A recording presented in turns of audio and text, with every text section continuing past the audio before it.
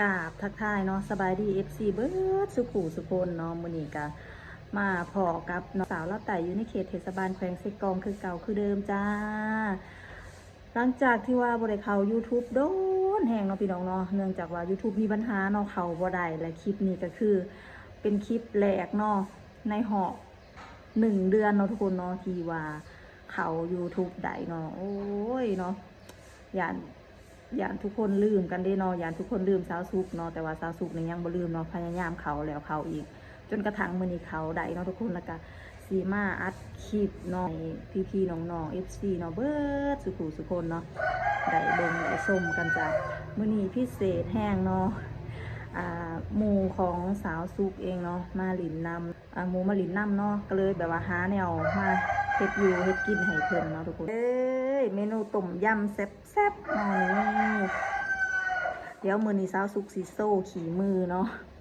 เดี๋ยวเป็นจะได้นั่นเฮาไปรับส้มและ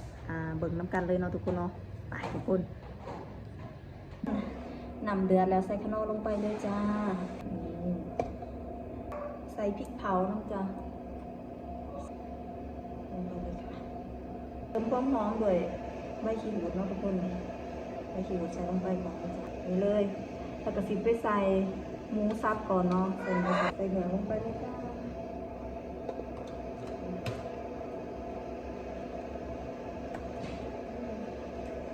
ใส่ลงไปก่อนเลยลงรสเปิดน้ำปลาเนาะเติมความนัวนิดนึงใส่น้ำปลาลงไปเลยจ้านิดนึงนั่นนี่ใส่ลงไปเลยจ้าเอาอีกกว่ามันมันมีออยแซ่บเวลาจิ้งปรุงนะโอเคจะลองไปตักน้ำนี่รสชาติได้ที่แล้วจ้าใส่เครื่องหอมลงไปเลยจ้าเพชรนอละกะหอมหัวใหญ่นอละกะมีผักอย่างอื่น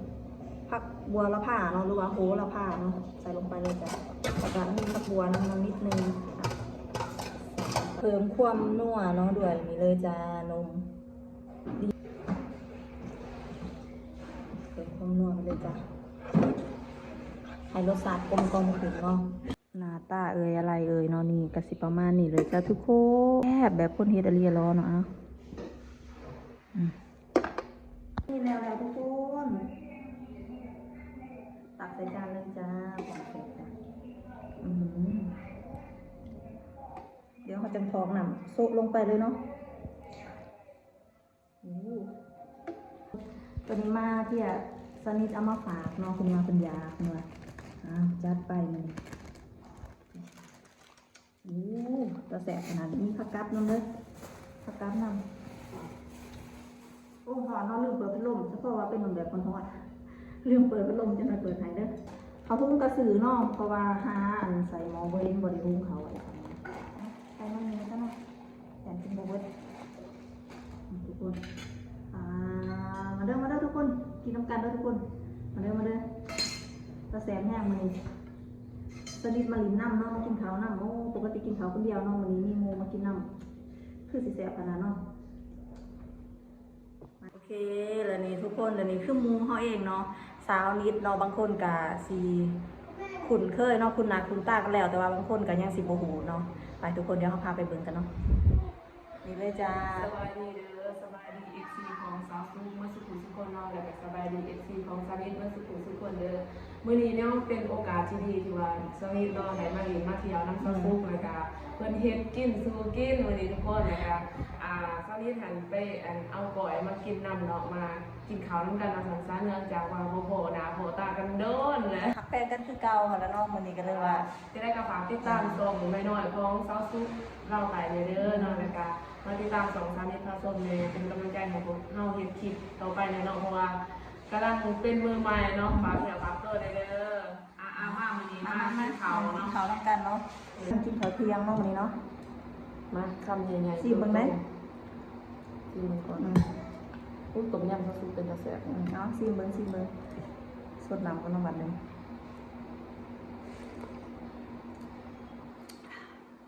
แห้ง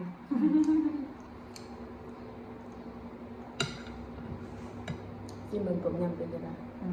คือสิแซ่บ แสบก็ว่าแสบเลยเอ้า ขอบใจจ้า ถ้ามาแสบมันจะได้กินหลายเทื่อเด้เนาะสองพี่น้องเนาะถ้าว่าบ่แสบมันจะได้กินแต่เทื่อเดียวได้เนาะ แซ่บ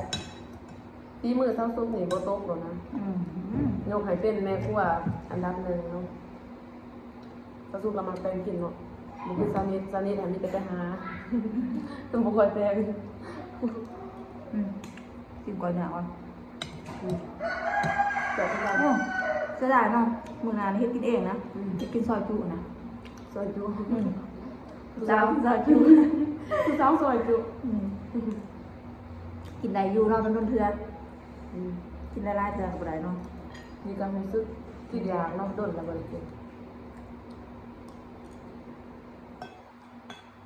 อยากกินข้าวหุงแน่นะมื้อคืออยากกินข้าวหุงสนิทซื้อก้อยเนื้อมาแจมกันเนาะกับต้มยำนะทุกคนสิพันใส่ จะเขากันบนได้เลย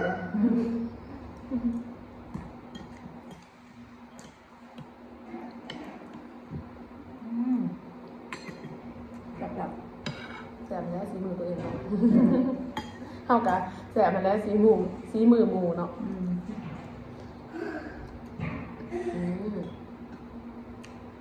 ใส่เห็ดใส่หมูสับ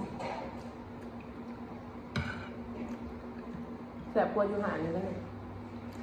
ไอ้สันหัว เอารสชาติตามใจของเรื่อง จะบริยอพี่ เราแสบกลัวอยู่หาเปิดหาอาหารได้เลยเปิดหาอาหารได้เลย เป็นอะไรยอเอากันเนาะ กูได้เศร้าซุปเป็นแม่ที่เหือนที่ว่าโซฟีโล สุกดีหรือสุก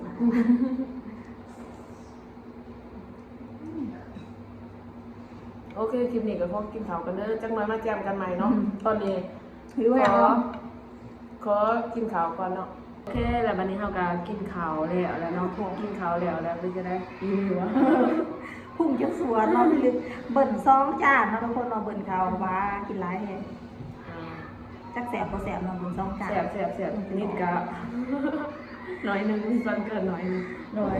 เอาละทุกคนกินข้าวกินน้ำแล้วก็สิมาลงเรื่องน้อยหนึงเนาะเพราะว่าซาซุเช้านิดเพิ่นมีเวียกแน่ แม่ เนาะ นิดมีเวลาจำกัดภาษาซาเพราะว่ามีงานด่วนกระทันหันเนาะก็คือรถของหน้านะรถที่ว่าเพิ่นไปหับไปส่งคนงานตลอดนะมันเป็นรถของบริษัทแหละเนาะแต่ว่ามันค่อนข้างว่าอยากเก่าแก่เนาะแล้วมันก็เพ่ตอนนี้เนาะมันเพ่อยู่ที่เขตเปรี้ยวๆแน่เนาะแล้ว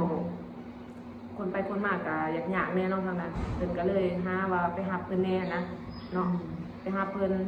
ก็เลยว่าสิไปให้ความช่วยเหลือเพิ่นนั่นน่ะเนาะก็มีเวลาจำกัดแน่ ที่จริงก็อยากนั่งโซเดืองกันต้นกว่านี้เนาะ จริงๆก็ยังสู้เรือ แต่ว่ายันฝนนี่สิห้ามเพิ่นแล้วเนาะฝนสิตกอีกแล้ว ฝนตกคำหัวสมบัติจักจังหวะนี้ เอาแล้วเนาะก็สิมีแต่ซ้ำนี่แล้วเนาะคลิปนี้ก็เนาะสิมีแต่ซ้ำนี่แล้วเด้อทุกคนเด้อก็ถ่ายคลิปนี้เนาะก็ฝากเนาะฝาก FC เบิร์ดสิทุกคนเด้อทุกคนเด้อฝากติดตามสองสาวนิดน้องสาวนิดผ้าส้มแล้วก็โดยแล้วก็สองสาวสุกสุกสาวเล่าไต่เนาะอยู่ในเขตเทศบาลแบงค์เซกองคือเก่าคือเดิมจ้าเอาล่ะทุกคนคลิปนี้ก็ขอจบเพียงเท่านี้นะทุกคน ขอโทษขออภัยหลายๆเด้อ บ๊าย บ บา อกกันไหมใน ย คลิปหน้า